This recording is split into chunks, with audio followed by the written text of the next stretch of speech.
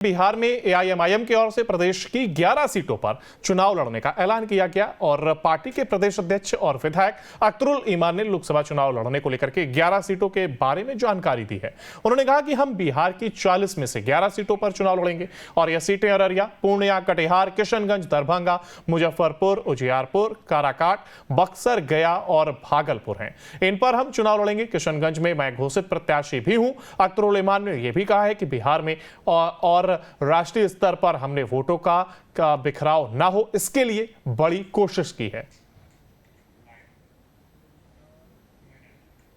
ये 11 स्थानों पर जहां से काफी लोग उत्सुक हैं लड़ने के लिए, हमारे कार्यकर्ता और कई जो जिम्मेदार किस्म के लोग हैं हमारे प्रत्याशी बनने के लिए उत्सुक हैं। तो हम लोगों ने अभी 11 सीटों का अभी वो है जहां हम लोग इलेक्शन लड़ेंगे। वो सीटें हैं तो अररिया, पूर्णिया, कटिहार, किशनगंज, ये चारों जगह सीमांचल के हैं। यहाँ चारों जगह पर हम लोग अपना कैंडिडेट उतार रहे हैं। दरभंगा में उतार रहे हैं और मुजफ्फरपुर में, उजियारपुर में, काराकाट में, बक्सर में, गया में और भागलपुर में। एक बड़ा आरोप हम लोग का रहता था कि भाई सब हम लोग कांग्रेस के खिलाफ लड़ते हैं।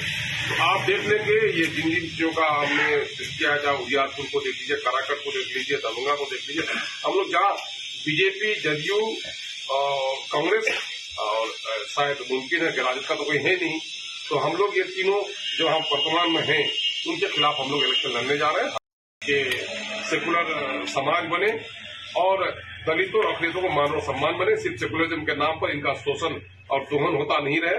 बिहार की जो जाति आधारित गणना आई है उसने चौंका दिया है लोगों को कि इन दलितों ने और मुसलमानों ने हमेशा लोगों को वोट दिया लेकिन उसकी हिस्सेदारी कभी नहीं तय की, जिसके नतीजे में आर्थिक, सामाजिक, शैक्षणिक और सरकारी नौकरियों में इनकी हिस्सेदारी अत्यंत कम है।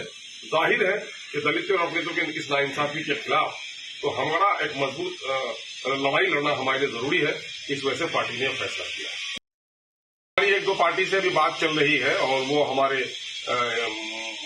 नेशनल प्रेसिडेंट जनाब बैरिस्टर असदुद्दीन अवैसी साहब से हैदराबाद कई जगह के लोग गए हैं।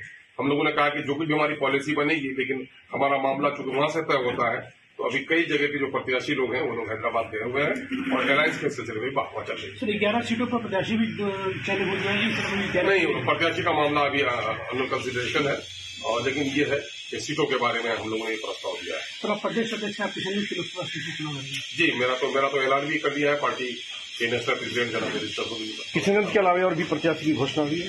नहीं, घोषणा तो मैंने कहा ना कि इन सीटों का चयन हुआ है, इन सीटों का चयन हुआ है, अब प्रत्याशियों का चयन होगा। मुद्दा क्या रहेगा? मुद्दा हमारे लिए तो वही है कि इस मुल्क में कम्युनिज्म ने नुकसान पहुंचाया और धोखेबाज सेकुलर ताकतों ने धोखा पहुंचाया है।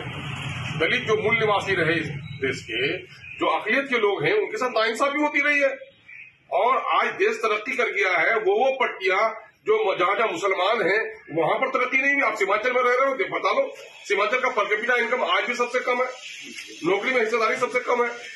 मामला यही है कि राज्य के दूसरे हिस्सों में भी हमारी हकमारी हो रही है। हम लोग तो चाहते ही हैं कि भाई हम लोग ये है दलितों को इंसाफ मिले और सेकुलर सरकार बने, तो हम लोग तो ये मामला कर ही रहे हैं।